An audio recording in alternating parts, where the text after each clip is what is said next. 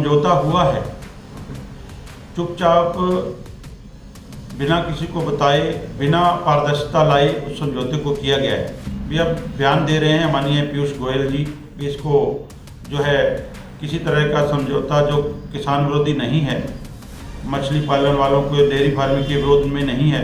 माननीय कृषि मंत्री जी भी कह रहे हैं पर हम पर भरोसा करें, बीजेपी वाले कह रहे हैं हम पर भरोसा करो, ये किसान विरोधी या आवाम विरोधी नहीं है।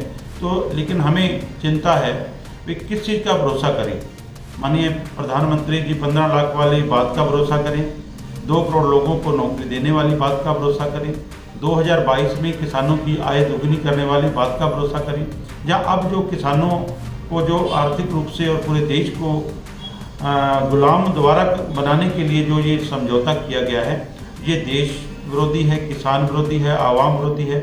भारत अमेरिका व्यापार समझौते यानी FTA को लेकर देश में नई बहस छिड़ गई है। किसान संगठन इसे कृषि और राष्ट्रीय हितों के लिए खतरा बता रहे हैं, जबकि सरकार इसे बड़ा आर्थिक अवसर कह रही है।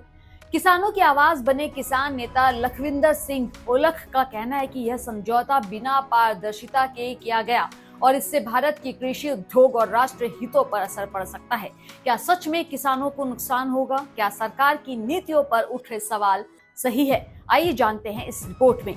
दोस्तों, आज संयुक्त किसान मोर्चा गैर राजनीतिक भारत के हरियाणा और पंजाब चैप्टर की जूम मीटिंग हुई, जिसमें जो भारत ने USA के साथ FTA जो फ्री ट्रेड एग्रीमेंट किया है उस पर चिंता व्यक्त करते हुए उसकी होने वाले दुष्परिणामों के ऊपर जो विचार चर्चा की, उसके लिए आपके सामने कुछ बातें रखना चाहते हैं। जो समझौता हुआ है, चुपचाप बिना किसी को बताए, बिना पारदर्शिता लाए उस समझौते को किया गया है।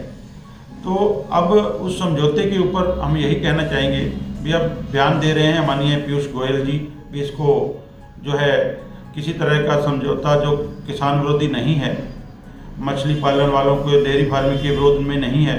माननीय कृषि मंत्री जी भी कह रहे हैं पर हम पर भरोसा करें, बीजेपी वाले कह रहे हैं हम पर भरोसा करो, ये किसान विरोधी या आवाम विरोधी नहीं है।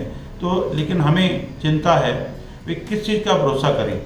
माननीय प्रधानमंत्री जी 15 लाख वाली बात का भरोसा करें, 2 करोड़ लोगों को नौकरी देने वाली बात का भरोसा करें, 2022 में किसानों की आय दोगुनी करने वाली बात का भरोसा करें, या अब जो किसानों को जो आर्थिक रूप से और पूरे देश को गुलाम द्वारा बनाने के लिए जो ये समझौता किया गया है, ये देश विरोधी है, किसान विरोधी है, आवाम विरोधी है।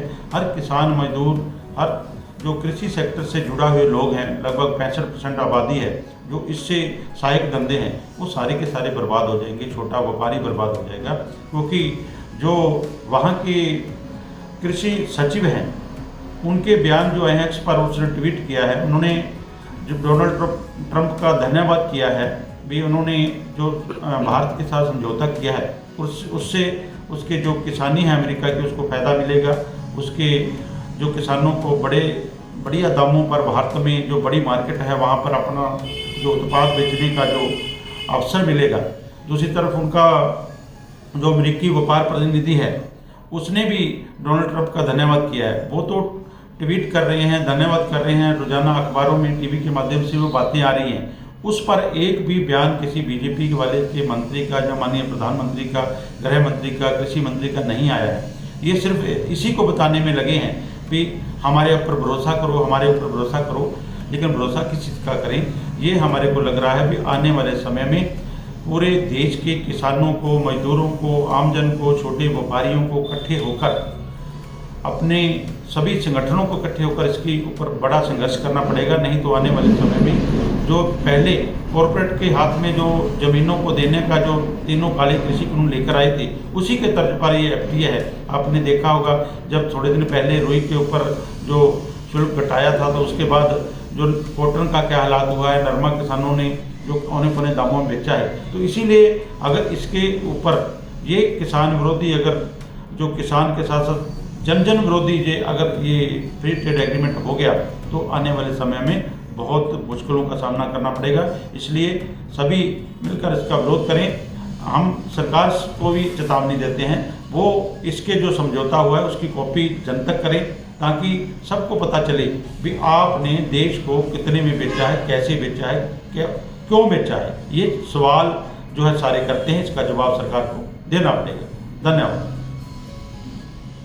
सर का पसीना जब माथे को आता है वो किसान है जो अपने दम पर फसल को उगाता है। आन है, बान है, शान है, किसान है। किसान इंडिया, चलेगा हल, बढ़ेगा बल।